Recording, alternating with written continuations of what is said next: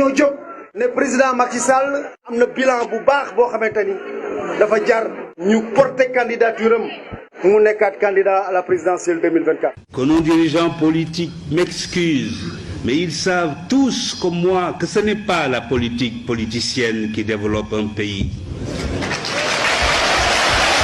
Il faut aussi que gouvernants et gouvernés, membres ou non des partis politiques, acceptent le principe de l'alternance à la tête des affaires de l'État. Ces affaires ne sont le bien de personne, elles appartiennent au peuple qui en délègue la gestion temporaire, non à un maître comme on a souvent tendance à le penser sur ce continent, mais à un serviteur. Politique, ni muy doxé texte daf ci am importance, waaye éthique aussi daf ci am importance. Dans votre ouvrage, vous trouvez que Wade est le plus grand des consolidateurs. Okay, c'est vous qui le dites dans votre ouvrage.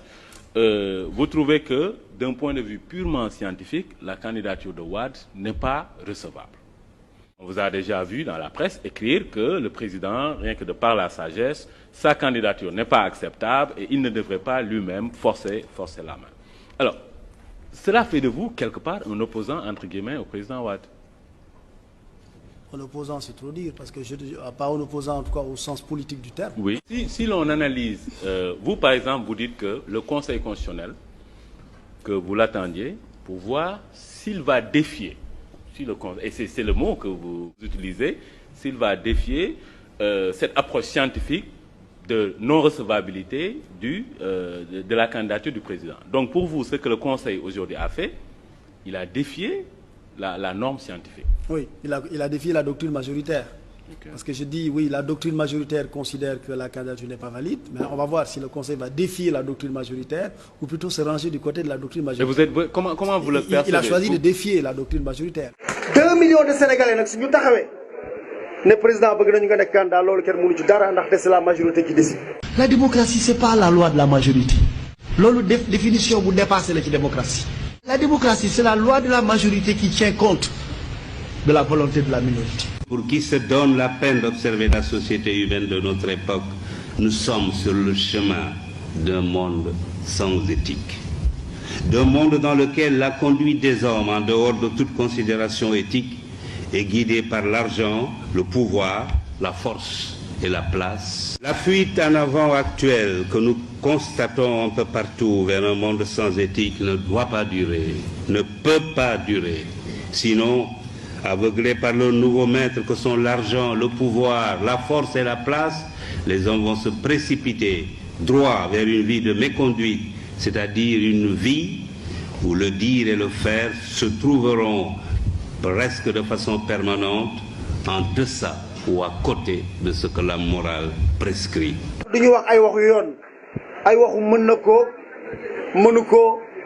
Est-ce que la Constitution est claire? Il faut que le dire et le faire n'obéissent plus à cette nouvelle loi selon laquelle, peu importe, qu'un but ait été atteint par des moyens illégaux ou prohibés par la morale ou l'éthique, la fin étant finalement le seul justificatif de la parole ou du comportement. Dans un tel monde, l'on va droit à l'échec car c'est un monde qui ne manquera pas d'engendrer l'injustice, la violation des droits de l'homme et donc des conflits et des affrontements dont personne ne peut aujourd'hui deviner les conséquences qui ne pourront être que néfastes. Président Macky Sall, gis nañu li nga def ci koom-koom bi, li nga liggéey ci infrastructure, am na bilan bu baax boo xamante ni dafa jar ñu porter candidature am. En réalité, on ne va pas les juger vraiment sur le nombre de kilomètres de route, sur les échangeurs. Le président Abdou Diouf, aujourd'hui, on ne le juge pas par rapport à ce type de bilan. On retient de lui qu'il a été un grand démocrate. Après l'élection de 2000, il a appelé son adversaire pour le féliciter. Et il est parti la tête haute. C'est ce que les gens retiennent. On ne retient pas du président Mandela aujourd'hui des kilomètres de route, on ne sait même pas combien il en a fait, ça n'intéresse personne. Mais on retient de lui la grandeur dans l'âme. Demandons-nous chaque fois que nous sommes tentés d'avoir un comportement non éthique, ce que serait la vie si chacun faisait comme nous. Demandons-nous ce que serait une société de délateurs, de profiteurs, de voleurs, de corrupteurs et de corrompus, d'indisciplinés, d'insouciants, d'égoïstes, de fraudeurs. La liste est longue, Mais la réponse est une, ce serait une société vouée à l'échec et peut-être à la déchéance et à la misère matérielle et intellectuelle. Alors, évitons de tels comportements. Déterminons-nous à débusquer et à écarter sans complaisance au besoin et à punir sans faiblesse ce qui ruine ce pays ou le desservent, les corrompus et les antinationaux. Je ne serai peut-être plus de ce monde quand surviendront les conséquences de ce choix pour lequel les Sénégalais auront opté en faisant soit ce qui est éthique, soit ce qui ne l'est pas. Ce jour-là, je suis sûr qu'ils diront en eux-mêmes. Et pourtant, le père Kéba, avant de partir, nous avait prévenus.